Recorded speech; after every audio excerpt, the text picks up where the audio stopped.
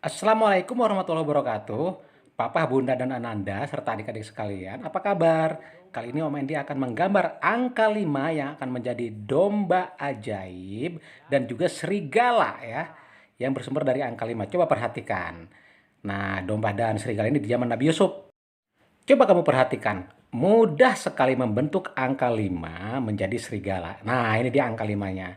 Oke, kamu kasih titik-titik, ada gambar goretan, kemudian iya titik dan kemudian dikasih kumis, ada gerigi-geriginya, jangan lupa karena dia serigala binatang buas, binatang tajam. Oh iya, pernah dengar kan ada istilah serigala berbulu domba? Artinya adalah ada orang yang pura-pura baik padahal dia jahat. Tetapi kali ini kita tidak cerita itu. Kita akan cerita serigala di zaman Nabi Yusuf yang dikabarkan dilaporkan memangsa Nabi Yusuf. Padahal ternyata bukan. Itu adalah hanya hoax, hanya isu ya adik-adik. Padahal fakta yang sebenarnya bukan begitu. Sama sekali Nabi Yusuf itu bukan dimangsa oleh serigala atau diterkam serigala. Melainkan ketika Yusuf dan saudara-saudaranya termasuk Benyamin di situ ya. Ada 9 orang bersaudara kalau tidak salah. Mereka adalah putra Nabi Yakub. Nah, mereka iri terhadap Nabi Yusuf. Kemudian Nabi Yusuf oleh saudara-saudaranya dimasukkan ke dalam sumur atau dicemplungkan, plung gitu kan. Tentu saja Nabi Yusuf minta tolong di dalam.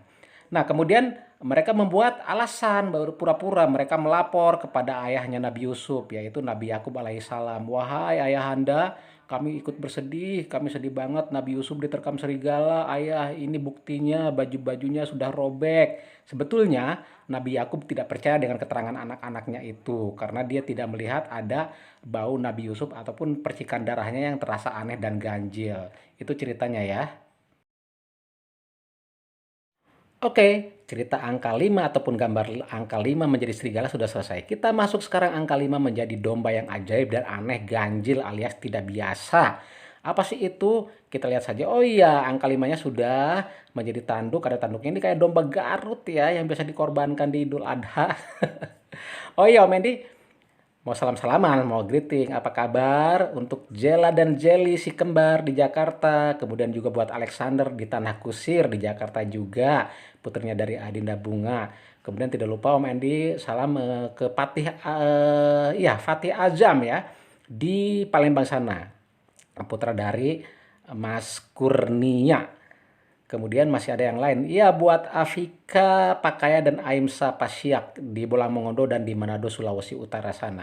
Masih ada teman-teman lain nanti disebut dikabarin ya, jangan khawatir. Nah ini dia dombanya. Jadi kisahnya adalah ada domba yang sangat besar, gemuk sekali badannya di dalam, tapi ada di dalam mimpi seorang raja, Raja Mesir. Sang raja bermimpi bahwa domba-domba yang sangat besar dan gemuk ini justru yang ada 7 ekor, justru malah dimakan atau dimangsa atau dilahap 7 ekor domba yang besar-besar ini oleh domba yang kecil dan kurus.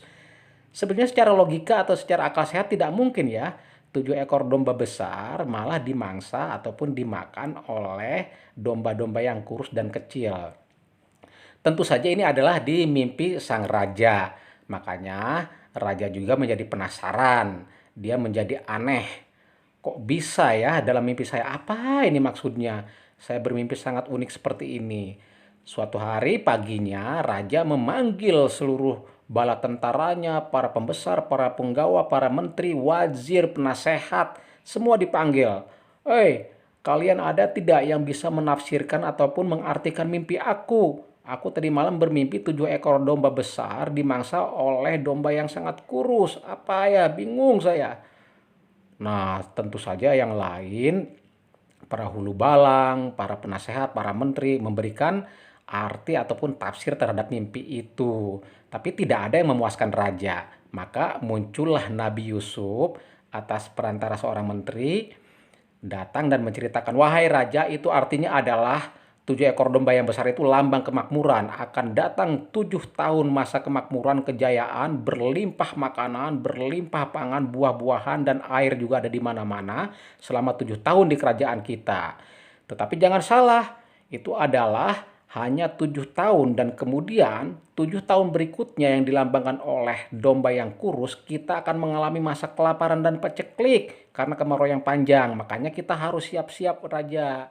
Nah, itulah arti